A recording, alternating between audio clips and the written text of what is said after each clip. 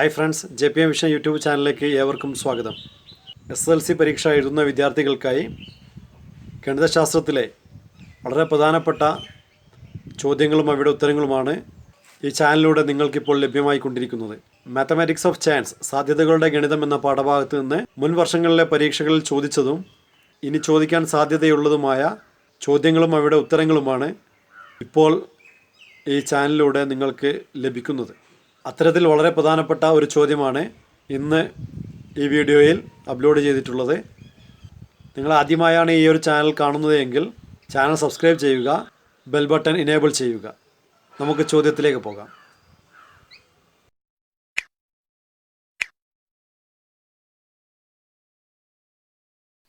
ചോദ്യം ശ്രദ്ധിക്കുക.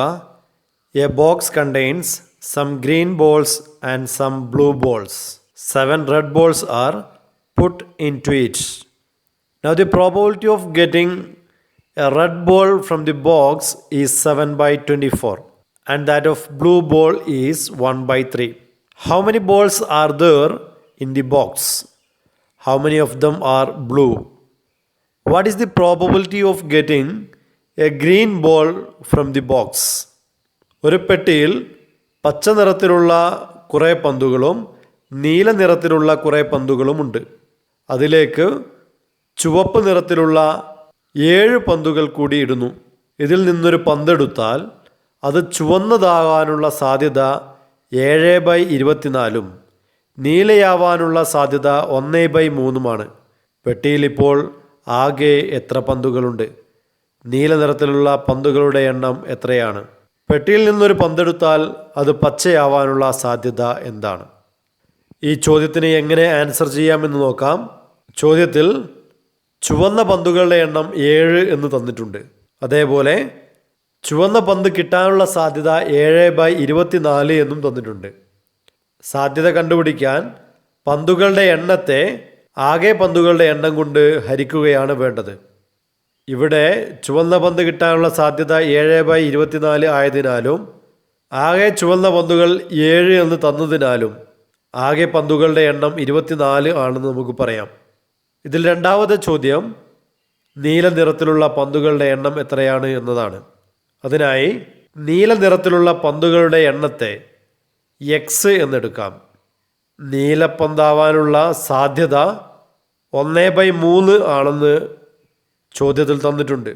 അതായത് നീലപ്പന്തുകളുടെ എണ്ണം ബൈ ആകെ പന്തുകളുടെ എണ്ണം സമം 1/3 ആണെന്ന് തന്നിട്ടുണ്ട്. നീലപ്പന്തുകളുടെ എണ്ണം എക്സും ആകെ പന്തുകളുടെ എണ്ണം 24 ആയതിനാൽ ഇതിനെ നമുക്ക് x/24 സമം 1/3 എന്ന് എഴുതാവുന്നതാണ്. അതായത് 3x സമം 24. ഈ x സമം 24/3 സമം 8 പന്തുകൾ എന്ന് ലഭിക്കുന്നു. നീല നിറത്തിലുള്ള പന്തുകളുടെ എണ്ണം 8 ആണെന്ന് പറയാം. മൂന്നാമത്തെ ചോദ്യം, പെട്ടിയിൽ നിന്നൊരു പന്തെടുത്താൽ അത് പച്ചയാകാനുള്ള സാധ്യത എന്താണ് എന്നുള്ളതാണ്.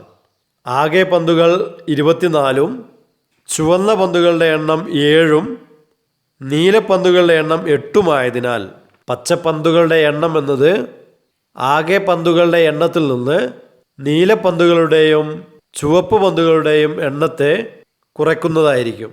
അതായത് പച്ചപ്പന്തുകളുടെ എണ്ണം സമം 24 കുറക്കണം 7 + 8 സമം 24 കുറക്കണം 15 സമം 9 എന്ന് ലഭിക്കുന്നു. പച്ചപ്പന്തുകളുടെ എണ്ണം 9 എന്ന് ലഭിച്ചു.